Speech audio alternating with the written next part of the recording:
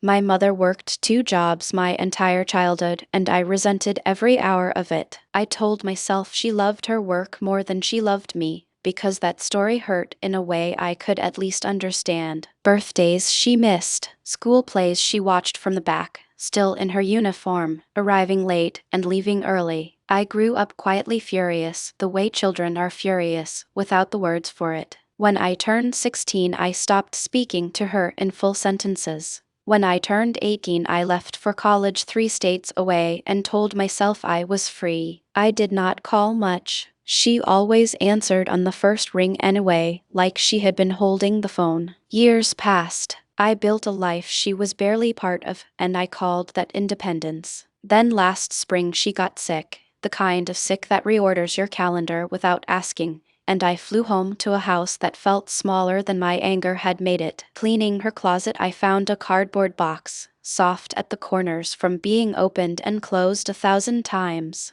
Inside were ticket stubs. Every school play, every recital, every game. She had kept them all, and on the back of each one she had written the single line about me. She has her father's stubborn chin. She was not nervous, I was. She did not see me in the back, but I saw all of her. There were notes for events I did not even remember her attending, because she had come straight from a shift, watched from a doorway, and left before I could be embarrassed by her tired face. At the bottom of the box was a small notebook. It was a budget, every dollar accounted for, every double shift labeled with what it was for. Winter coat, braces, the class trip I threw a tantrum about and then went on without thanking her. She had not been choosing work over me. She had been building me a childhood out of the only material she had, which was ours, and she had spent every single one of them and never once let me see the cost.